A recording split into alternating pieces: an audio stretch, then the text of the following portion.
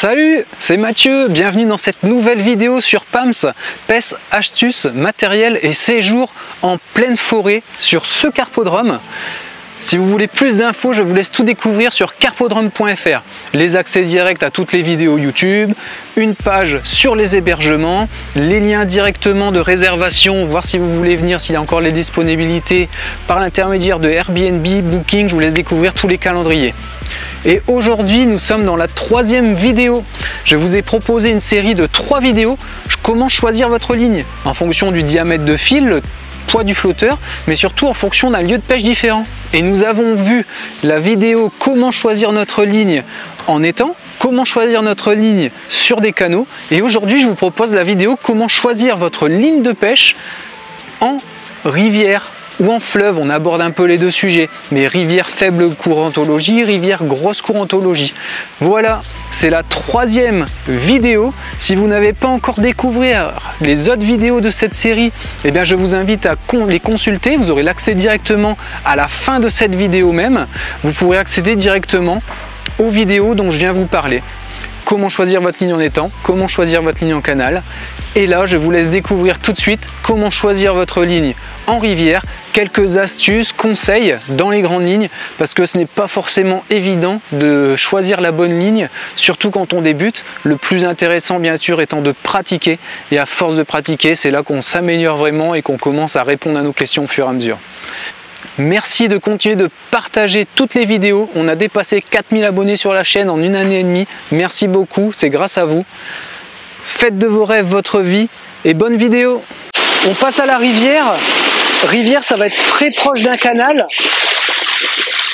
Aussi bien pour les fils, je suis sur la même logique, sauf que là on va avoir tendance à mettre plus du 8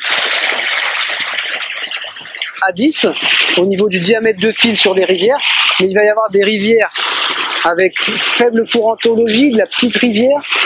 Ça peut être du début de rivière, donc sur les 10-20 premiers kilomètres, ça reste des petits courants.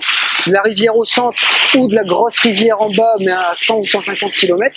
Du coup, ça change. Les lignes vont varier forcément.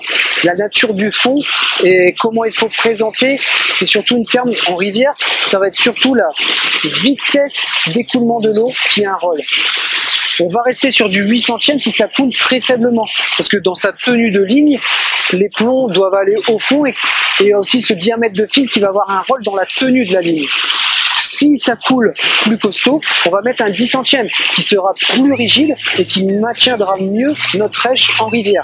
Donc ça, c'est intéressant. Par contre, après, on va avoir du 10 à 14, même 16 ou 18 centièmes sur une rivière.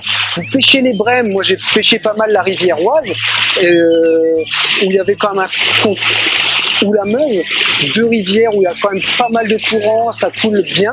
J'étais sur des pêches entre 2 et 4 grammes, et bien j'avais du 10 à 14 centièmes.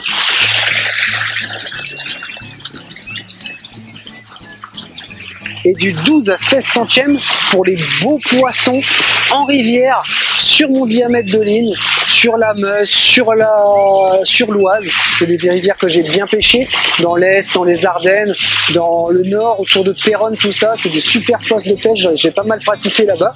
Et c'était ce que j'utilisais. Donc choisir son diamètre de ligne en fonction des petits et des gros poissons en rivière, ça va être ça, soit du 8 à 10 pour les pièges de petits poissons, ou du 12 à 16 pour les pêches de gros poissons. En ce qui concerne les flotteurs, en rivière, on passe à autre chose. Parce que là, il n'y a même pas photo, vous commencez à chercher, à utiliser, à mettre en place, à pratiquer des pêches en rivière avec des flotteurs plats. C'est un peu chiant au départ, mais c'est juste génial. Et on peut quasiment doubler le poids du flotteur par rapport à un plat, un peu moins, mais bon, si vous pêchez avec une boule en 3 grammes par exemple, eh bien un plat en 1,5 g va faire le même job d'un point de vue même mieux quand vous avez compris que vous calez bien. Je vous parlerai des flotteurs plats vraiment dans des vidéos spécifiques quand je ferai des pêches en rivière ou en canot, mais surtout en rivière, où en fait on a notre plomb à placer à un endroit, une façon de poser la ligne, on cale, on est sillon dans l'eau, notre ligne se met en équilibre, notre flotteur plat se met en équilibre et la ligne est fixe. Elle ne bouge plus, même dans le courant. Et vous pouvez faire des petites relâchées super discrètes, c'est génial. Donc, on va être sur des flotteurs plats. Dans les grandes lignes, ou ça peut être des flotteurs boules. Mais si vous mettez des flotteurs boules en 2 grammes, 2 à 4 grammes, vos flotteurs plats en équivalent, ça va être du 1,5 à 3 grammes. Donc ça, c'est génial de vraiment comprendre ça pour les petits poissons.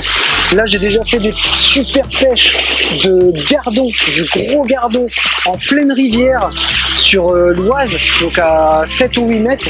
Des pêches de fou, juste amorce, asticot, pêche à l'asticot. Mon 1,5 g, 2 g plat qui se met à l'équilibre et faire 10-15 000 de gardons, c'est juste génial, quoi. En 3-4 heures de pêche, c'est top. Ensuite, pour les gros poissons, si vous allez caler, eh bien là on va être sur du plat et on passe carrément sur des plats quand il y a un courant soutenu de 2 à 8 grammes. Et j'ai envie de dire même très rapidement du 4 à 10 grammes.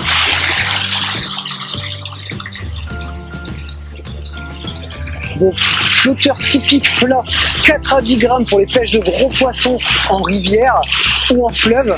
Vous avez toutes les séries Craluso, Torpedo, Tornado.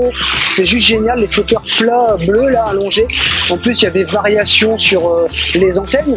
Antenne simple, antenne plate. Il y a plein de choses ultra intéressantes.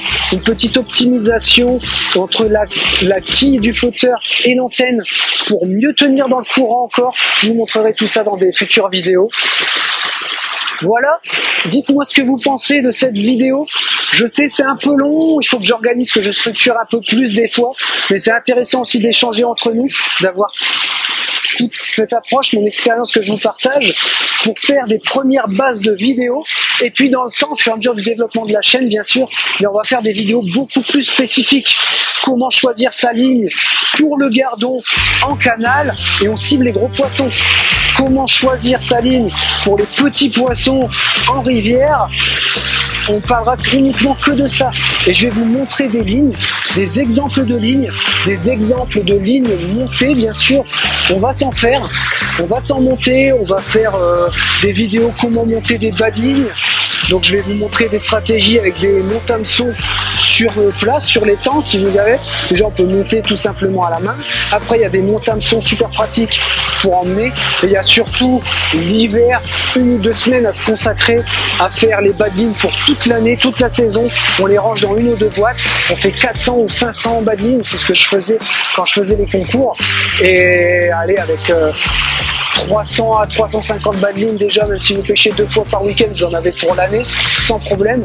Donc vous pouvez en faire après 400-500. Moi je faisais des séries de 400-500 pour les concours, une demi-année de concours ou une année de concours. Voilà, je vais vous montrer tout ça.